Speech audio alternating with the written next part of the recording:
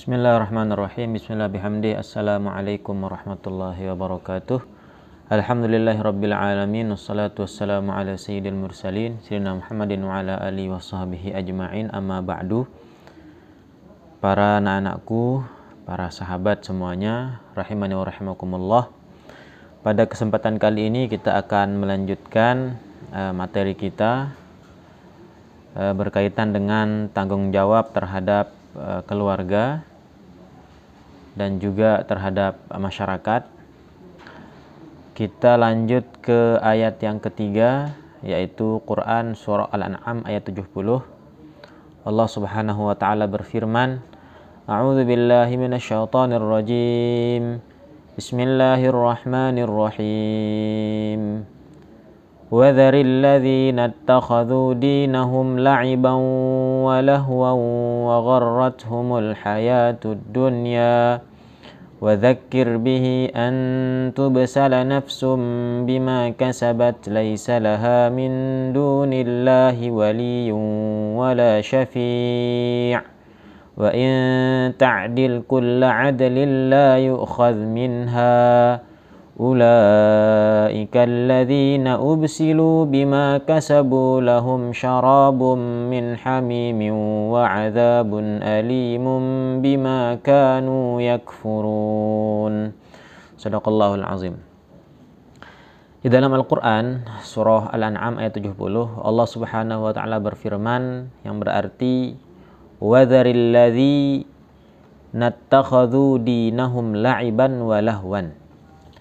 Tinggalkanlah orang-orang yang menjadikan agama sebagai bahan permainan, la'iban, permainan, walahwan, dan sendagurau. Wa dzakkir bihi an tubsala nafsum bima kasabat laisa laha min dunillahi waliyyun wala syafi'. Dan peringatkanlah mereka dengan Al-Quran agar setiap orang tidak terjerumus ke dalam neraka. Laisa laha min dunillahi waliyun wala syafi'. Yang dimana mereka tidak ada baginya pelindung, juga tidak ada yang akan memberikan pertolongan selain Allah Subhanahu wa ta'ala. Wa in ta'dil kulla 'adlin la yu'khadh minha. Dan jika dia ingin untuk menebus dengan segala macam tebusan apapun, ya, wa in ta'dil kulla 'adlin la yu'khadh minha, maka Allah Subhanahu wa ta'ala tidak akan menerima tebusan mereka. Ulaika alladzina ubsilu bima kasabu lahum syarabun min hamimin wa adzabun alimun bima kanu yakfurun. Nah, dalam hal ini mereka adalah orang-orang yang akan dijerumuskan oleh Allah Subhanahu wa taala ke dalam neraka disebabkan perbuatan mereka sendiri. Lahum syarabun, dan mereka akan mendapatkan minuman. Lahum syarabu min hamim, dari air yang mendidih. Walahum azabun alimun bima kanu yakfurun, dan mereka juga akan mendapatkan azab yang pedih disebabkan kekufuran yang mereka lakukan.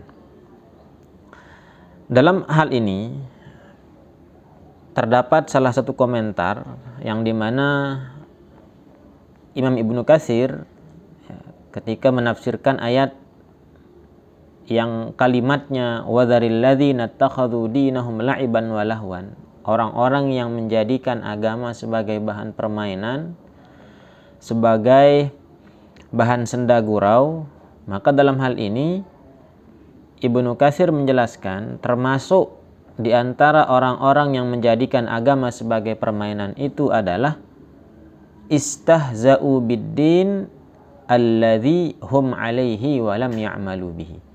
Kita mengaku diri sebagai orang Islam, kita tidak menjalankan syariat Islam, tidak menjalankan apa yang diperintahkan Allah, tidak menjalankan apa yang diperintahkan Rasulullah, maka sejatinya itulah termasuk mempermainkan agama. Maka dalam hal ini kita semua butuh pembuktian sebagaimana bentuk keimanan kita kepada Allah Subhanahu wa taala. Jika kita mengaku beriman, maka kita harus membuktikan keimanan kita dengan berbuat ketaatan kepada Allah Subhanahu wa taala. Sebagaimana definisi iman, al-iman an-nutqu bil lisan, kita ucapkan dengan lisan, ya. Wa tasdiqun bil qalbi. Dan tidak hanya dengan lisan saja, tapi harus ada pembenaran dari hati. Wal amalu bil jawarih wal arkan, dan hendaklah kita melakukan segala bentuk ketaatan sebagai bukti bahwa keimanan kita kepada Allah Subhanahu wa taala. Kandungan daripada ayat ini yang pertama adalah di antara tugas-tugas orang yang beriman, hendaklah senantiasa memberikan peringatan kepada siapapun. Termasuk hal itu menjadi salah satu tugas yang diemban oleh Rasulullah SAW untuk memberikan peringatan kepada semua makhluk, semua manusia. Rasulullah juga ketika awal dakwahnya juga diperintahkan oleh Allah Subhanahu wa taala untuk mengingatkan kepada ahli keluarganya, wa anzir ashiratakal aqrabin. Jadi seperti itu. Yang kedua juga kandungannya yaitu Nabi Shallallahu Alaihi Wasallam diperintahkan untuk memutus hubungan, memutus relasi antara beliau dengan orang-orang yang mempermainkan agama. Ya. Lalu yang ketiga adalah perlu bagi kita untuk menumbuhkan kesadaran agar selalu melakukan kebaikan dengan cara mengajak orang lain untuk bersikap tegas, santun, juga bijaksana, agar tujuan dakwah yang kita sampaikan dapat diterima oleh mereka. Jadi itu kandungan yang ada di dalam surah Al-An'am ayat 70. Lalu berikutnya di dalam surah An-Nisa ayat 36, Allah Subhanahu wa taala berfirman, A'udzu billahi minasyaitonir rajim. Wa'budullaha wa la tusyriku bihi syai'a. Wa bil walidaini ihsana wa bidzil qurba wal yatama wal masakin wal jari dzil qurba wal jaril junubi was sahibi bil jambi wa banis sabil wa ma malakat aymanukum innallaha la yuhibbu man kana mukhtalan fakhura. Allah Subhanahu wa taala berfirman yang artinya wa'budullah, dan sembahlah Allah. Wala tusyriku bihi syai'a, dan janganlah kalian menyekutukan Allah dengan sesuatu apapun. Wabil walidaini ihsana, dan hendaklah kita berbuat baik kepada orang tua kita. Wabidzil qurba, juga kepada karib kerabat kita. Wal yatama, terhadap anak-anak yatim. Wal masakin, dan orang-orang miskin. Wal jari dzil qurba, dan tetangga dekat. Tetangga dekat. Wal jari dzil qurba wal jaril junub, dan tetangga kita yang jauh-jauh. Lalu berikutnya was-sahibi bil jambi, teman sejawat. Wa banis sabil, ibnis sabil artinya ya orang-orang yang bermusafir. Wa ma malakat aymanukum, dan hamba sahaya, budak-budakmu. Innallaha la yuhibbu man kana mukhtalan fakhura. Sungguhnya Allah Subhanahu wa taala sangat-sangat tidak suka terhadap orang-orang yang sombong lagi membanggakan diri. Ada salah satu yang menarik di dalam sebuah hadis, di dalam tafsir Al-Baghawi dijelaskan bahwasanya sahabat Mu'adz bin Jabal pernah berada di samping Rasulullah Sallallahu Alaihi Wasallam. Lalu Nabi tiba-tiba bertanya kepada sahabat Mu'adz bin Jabal, apa sabda Rasulullah? Beliau mengatakan, hal tadri ya Mu'adz ma haqqullahi 'alan nas? Wahai Mu'adz, apakah engkau tahu apa hak Allah yang ada pada manusia? Apa hak Allah yang ada pada kita semua sebagai hambanya? Maka saya mengatakan kepada beliau, kepada Rasulullah, Allah wa rasuluhu a'lam. Ini hebatnya para sahabat, ketika beliau duduk bersama Rasulullah dan Rasulullah bertanya kepada mereka, tidak pernah mereka sok tahu. Nah, kalau kita zaman sekarang ini selalu pura-pura tahu dan sok tahu. Jadi Allah wa Rasuluhu alam, Allah dan Rasulnya saja yang tahu, jawab Mu'adz bin Jabal. Qala, Rasulullah kemudian menjawab, haqquhu alaihim ay ya'buduhu wa la yusyriku bihi syai'a. Hak Allah yang ada pada manusia adalah mereka hendaklah menyembah Allah dan tidak menyekutukan Allah dengan sesuatu apapun. Tidak sampai di situ saja, lalu Rasulullah juga melanjutkan, atadri ya Mu'adz ma haqqun nasi 'ala Allah idza fa'alu dzalika. Wahai Mu'adz, apakah engkau tahu apa hak yang akan didapatkan oleh manusia jika dia melakukan yang tadi? Artinya jika manusia itu, jika hamba-hamba Allah itu selalu beribadah kepada Allah dan tidak menyekutukan Allah selain daripada dia, artinya Allah tidak bersekutu, Allah berdiri sendiri. Qala, maka dia juga menjawab, Mu'adz bin Jabal menjawab, Allah wa rasuluhu a'lam, hanya Allah dan Rasulnya saja yang tahu. Qala, Rasulullah menjawab, fa inna haqqan nasi 'ala Allah alla yu'adzibahum. Nah, ini hanya dengan cara kita menyembah Allah dan tidak menyekutukan Allah, maka bagi kita adalah terlepas daripada siksa Allah Subhanahu wa taala nanti. Qala, Mu'adz lalu berkata kepada Rasulullah, qultu ubasyirun nas, apakah ini perlu saya sampaikan kepada orang-orang? Qala da'hum ya'malun. Ya, artinya serulah mereka agar mereka melakukannya. Nah, dalam hal ini tentu bagi kita semua sebagai seorang hamba hendaklah menekankan keyakinan kita kepada Allah dengan banyak-banyak melakukan ibadah. Di samping kita melakukan ibadah juga harus meningkatkan ketakwaan kita kepada Allah Subhanahu wa taala dengan cara menjalankan segala apa yang diperintahkan Allah dan menjauhi segala apa yang dilarangnya.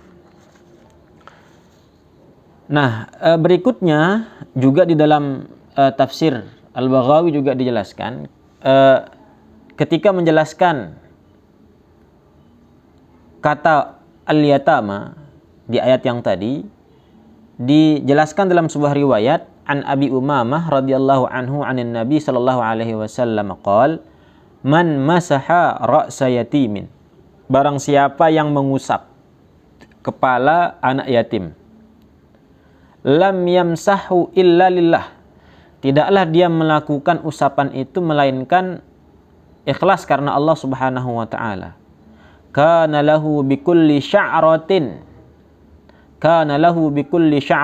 tamurru 'alaiha yadahu hasanat. Maka setiap helai rambut yang dilalui oleh tangannya ketika dia mengusap kepala anak yatim itu, maka baginya kebaikan. Nah, jadi mungkin tidak ada di antara kita yang dapat menghitung berapa helai jumlah rambut yang ada di kepala kita ya. Mungkin kalau seandainya pun ada, mungkin itu kegiatan yang sangat anfaedah sekali ya, sangat gabut lah gitu. Masa ngitung helaian rambut di kepalanya saja itu yang dikerjakan begitu kan. Nah, dalam hal ini tentu kalau kita menyayangi saja kita mendapatkan pahala. Mengusap kepala anak yatim saja mendapatkan pahala. Bagaimana lagi kalau kita mendidik, mengasuh anak yatim itu sendiri. Dalam sebuah riwayat juga kan digambarkan saking luar biasanya orang mengasuh anak yatim itu seperti dua jari beliau yang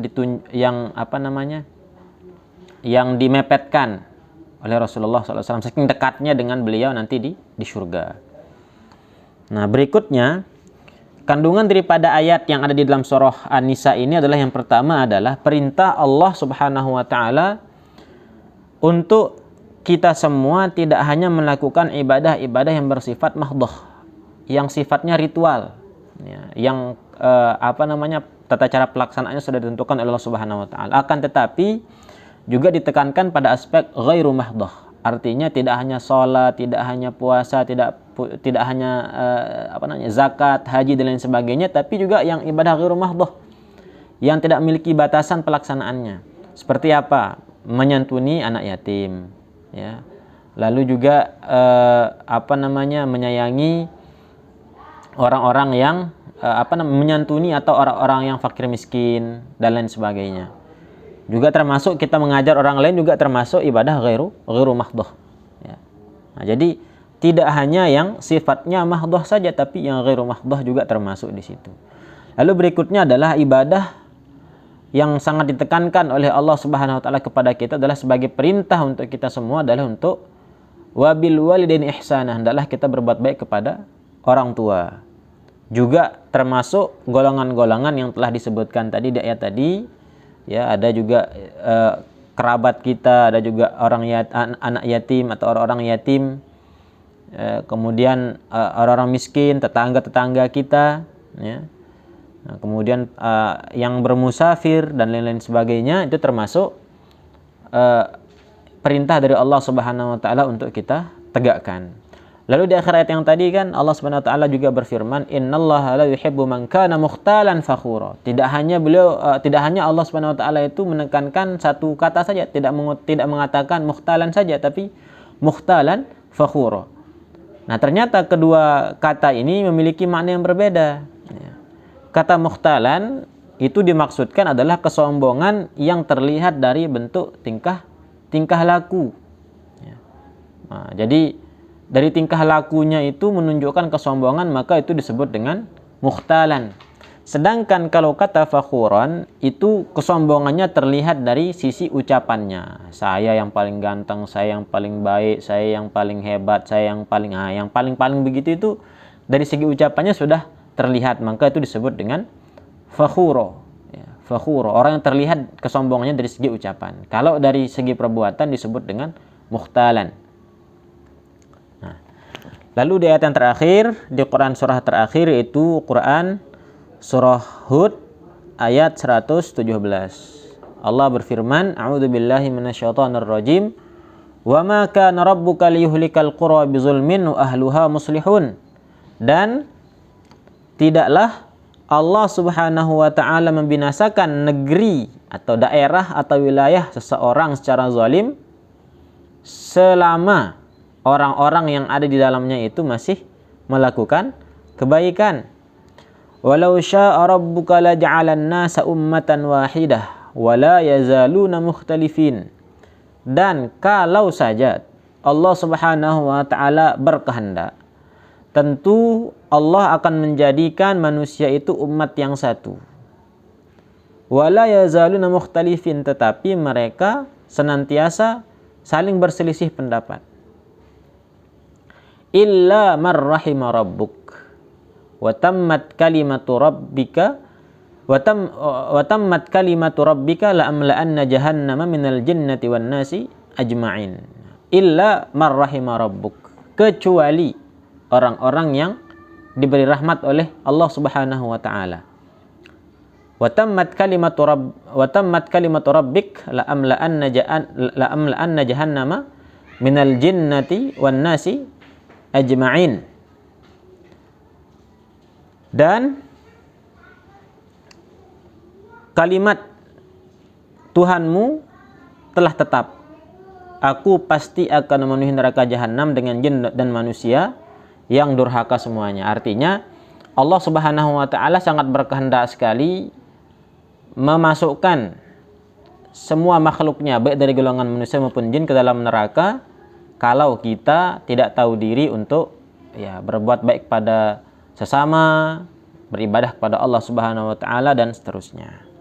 Nah, di dalam ayat ini, kandungan daripada ayat ini adalah bahwasanya Allah Subhanahu wa taala itu akan masih memberikan rahmat kepada hambanya selama hamba-hambanya itu rajin untuk melakukan ketaatan kepada Allah Subhanahu wa taala. Jadi dalam sebuah hadis juga kan dijelaskan oleh Rasulullah Wa atbi'is sayyi'atal hasanata tamhuha. Jadi iringi keburukan itu dengan kebaikan. Tapi bukan berarti kita harus setelah melakukan dosa langsung kita berbuat baik. Jadi artinya jangan sampai kita dengan sengaja melakukan dosa lalu kita akan berencana setelah melakukan dosa itu akan melakukan kebaikan. Tapi kebaikan itu harus selalu kita utamakan. Karena dengan banyak melakukan kebaikan itu akan menutup celah keburukan-keburukan yang akan bisa saja terjadi kapanpun dan dimanapun. Dan kita tidak akan pernah tahu bagaimana keburukan-keburukan yang akan menimpa kita. Nah, maka dalam hal ini tentu bagi kita sangat penting untuk menjaga diri dengan banyak-banyak beribadah, dengan banyak-banyak bertakwa kepada Allah Subhanahu wa ta'ala. Wallahu a'lam bishawab. Mungkin pada kesempatan kali ini menjadi bahan diskusi kita, juga menjadi bahan materi kita. Kurang lebih selama masih ada manfaatnya, silahkan kita amalkan dan kita fahami bersama.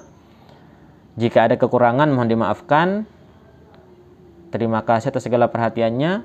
Wallahul muwaffiq wal hadi ila sabilir rasyad. Assalamualaikum warahmatullahi wabarakatuh.